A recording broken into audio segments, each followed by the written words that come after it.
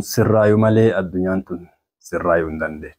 Addunyaa tanarratti akkaataan sadarkaa barnootaa haga gosa afuriitti ilaaluu dandeenya. Isa keessaa barataa cimaa warroota qabxii olaanoo galmeessan doktora ta'u. Akkasuma warri qabxii itti aanaa sadarkaa lammaffaa irratti galmeessan injiinaroota ta'u.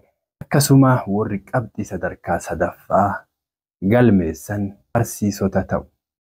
Warri qabxii dhumaatii fi qabxii barataa dadhabaa jedhamu, barataa laafaa jedhamu galmeessan warri sadarkaa afuraffaa irratti argaman warra siyaasaatii fi warra waraana yookaan poolisa kanneen ta'u. Ammoo waan raajii dubbii fuggisoo warri deebi'ee biyyoota bulchu abbootiin aangoo warroota sadarkaa arfaffaa irratti argaman kana warra barnootaan kufanii dogoggorsiisaa garaagaraatiin rabaa fi hannaan lubbuu namoota gahaa galaafachuun badiilee ilaa ilmi namaa dhagahuu hin dandeenye hojjechuudhaan gara aangootti dhufuun beekamu isaan kun.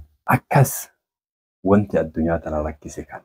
Doktora yoo fudhatte warra sadarkaa amma reefu siin jedhe kanatu ukkaamsee akka fedhe godha, yoo fedhe mindaa dhooggatee, yoo fedhe hojii irraa ari'ee, yoo fedhe mindaa isaa waan inni yeroo takkatti roonni siyaasaa sunniin waan inni yeroo takkatti shaayii ittiin dhuguun isaan kubsataa meeqa yaalu. Injiinaroota yoo ta'e gamoo fi teessoo isaan irra taa'anii manneen babbareedaa konkolaataa babbareedaa isaan oofan san injiinarootatu tolcheeti isaanitti kennu. Isaan karaa danda'an cufaan warii namaa saamuudhaan lubbuu namootaa balleessuudhaan ukkaamsuudhaan injiinarootaa fi doktorootas akka isaan hafuuran baafannetti addunyaa tanarratti ukkaamsanii jiraachisu. Barsiisota yoo fudhanne doktorootaa fi injiinaroota sanis warri qaree barsiisee gadi baasee addunyaa tanaaf gumaache barsiisota. Haga dhugaan namoota kana sadeenii galtutti dhugaan doktorootaa, dhugaan barsiisotaa, dhugaan injiinarootaa galtutti addunyaan tun nagaa argachuuf hin deemne.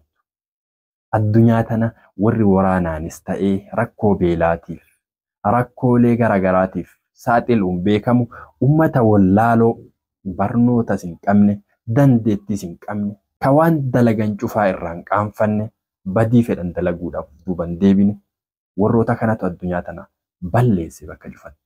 Namni wallaalaan waan dalagu kamuu irraan saalfatu. Lubbuu namaa ajjeesuunis isa biratti salphaa. Qabeenya barbadeessuun isaan biratti salphaa. Hawaasa tokko buqqisanii dachii isaanii irraa dhabamsiisuun isaan biratti salphaa. Faallaa kana doktorri lubbuun daa'ima takkaa isaan biratti baduun waan kamii ol isaanitti ulfaata.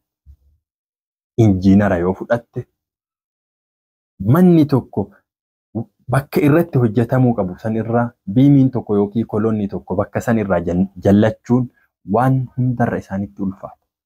Barsiisaa yoo fudhatte barataan tokko qabxii laafaa qabaachuun hedduu isaan gaddisiisa. Isaan waan godhan hunda godhanii yoo rabbiin duraa isa sammuu dhooggate yookaan inni nama kashlabbee nama kitaaba isaan dubbifne ta'e sun murtiin booda isumaaf galaa waan ta'eef barsiisaanis gahee mataa isaa bahee doktoras addunyaaf gumaachee, injiinaras addunyaaf gumaachee, paayileetaa fi warroota hojiileen isaanii addunyaa tanarratti nama dinqisiisan hunda ka addunyaa tanaaf gumaache barsiisa. Ammoo warri amma addunyaa tana guutuu harkaa qabu barsiisaa osoo hin taane, doktora osoo hin taane, namoota injiinaroota jenne san osoo hin taane namoota dadhaboo sadarkaa barnootaatiinis dadhaboo, ilaalcha isaaniitiinis dadhaboo ta'an namoota badii balleessuudhaan sadarkaa gugurdaa irratti argamantu addunyaa tana guutuu laaqee waliin gahe. Kana mee biyya teenya Itoophiyaa irratti appilaayi godhaa laalaa. Namoonni biyya bulchaa jiran eenyu? Namoonni amma rakkoo gugurdaa keessa jiran eenyu? Barsiisaa, doktora, injiinara. Namoonni ukkaanfamee carraa tokkoon arganne.